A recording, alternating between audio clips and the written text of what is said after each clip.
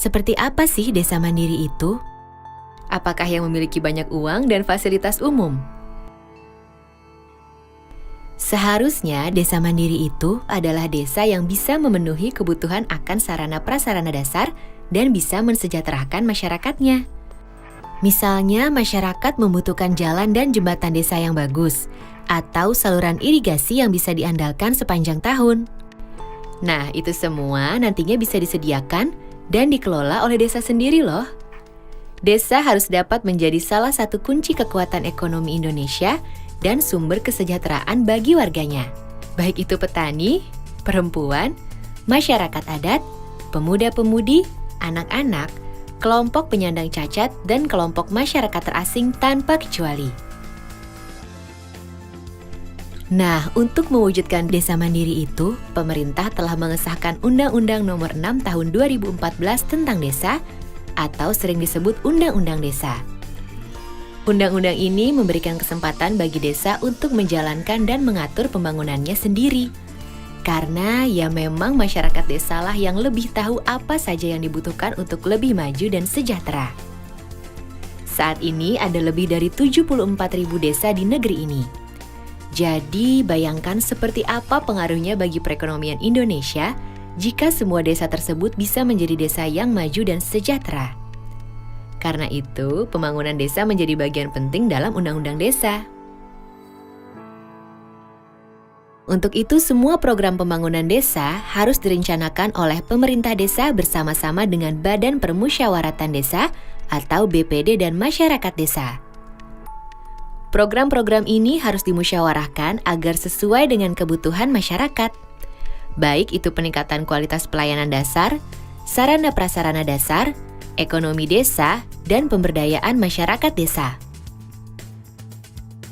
Semuanya menjadi rencana pembangunan jangka menengah desa atau RPJM desa untuk 6 tahun ke depan yang dituangkan dalam Rencana Kerja Pemerintah Desa atau RKP Desa Tahunan. Jadi setiap tahun harus dilakukan beberapa kali musyawarah desa untuk mempertajam dan menyepakati rencana kerja dan anggaran desa tahunan. Semua kegiatan tingkat desa harus dapat direncanakan, dilaksanakan, dan diawasi oleh masyarakat desa sendiri. Termasuk juga setiap ada permasalahan atau kebijakan yang menyangkut kepentingan masyarakat desa harus dimusyawarahkan dulu. Dengan Undang-Undang Desa, desa diberikan kepercayaan penuh untuk mengelola anggaran desa sendiri. Dananya cukup besar loh, sesuai luas, jumlah penduduk, dan tingkat kemiskinan per desa. Sedikitnya 70% dari anggaran pendapatan dan belanja desa atau APB desa harus dimanfaatkan untuk pembangunan. Sedang untuk gaji dan operasional perangkat desa tidak boleh lebih dari 30%. Untuk itu, setiap desa harus bisa membuat dan mengelola rencana APB desa secara transparan dan dapat dipertanggungjawabkan. Pemerintah desa harus menjalankan sistem informasi desa, termasuk laporan keuangan desa yang bisa dilihat dan dipantau oleh siapa saja.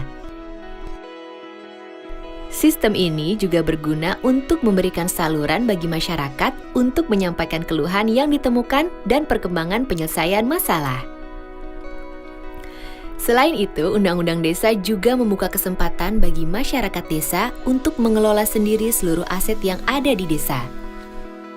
Kemudian, untuk meningkatkan pendapatan desa, desa dapat mendirikan badan usaha milik desa atau disebut BUM desa. Melalui BUM desa, masyarakat desa dapat meningkatkan sendiri kehidupan perekonomian perdesaan dan memanfaatkan hasilnya untuk kesejahteraan bersama.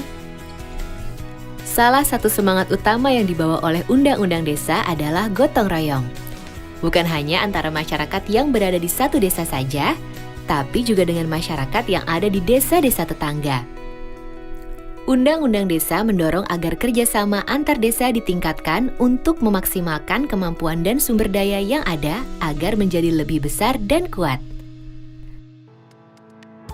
Misalnya, pengembangan usaha bersama, kerjasama di pengelolaan lingkungan dan sumber daya alam, kegiatan pemberdayaan masyarakat, sampai dengan pengembangan kawasan perdesaan yang menggabungkan kemampuan dan aset desa-desa untuk mencapai kesejahteraan bersama.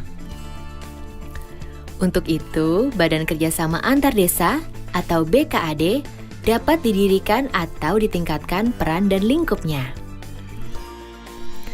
Di samping itu, Undang-Undang Desa juga menekankan pentingnya peran lembaga kemasyarakatan desa untuk membangkitkan partisipasi semua masyarakat desa. Lembaga kemasyarakatan desa berperan sebagai mitra pemerintah desa dalam mengelola semua kegiatan pembangunan dan pemberdayaan desa, serta penggunaan dana desa secara bersama-sama. Dalam pelaksanaan pembangunan, setiap desa akan didampingi oleh pendamping desa. Pendamping desa akan membantu memastikan kualitas pembangunan desa sesuai harapan, termasuk kualitas pemberdayaan manusianya. Jadi, Undang-Undang Desa hadir untuk menguatkan identitas dan jati diri desa, serta memberikan kesempatan seluas-luasnya bagi desa untuk mengatur dan mengelola pembangunannya sendiri untuk lebih maju dan sejahtera. Dengan peran dan dukungan semua pihak sesuai bidangnya masing-masing, tentunya desa mandiri akan segera terwujud. Desa yang menjadi sumber hidup dan kesejahteraan bagi masyarakatnya, desa yang menjaga martabat dan kearifannya, desa yang menjaga lingkungan, budaya dan nilai-nilai tradisionalnya, serta desa yang dibangun dan dijaga secara mandiri dan gotong royong bersama oleh seluruh masyarakatnya. Jadi, ayo kita semua bersama-sama dukung Undang-Undang Desa.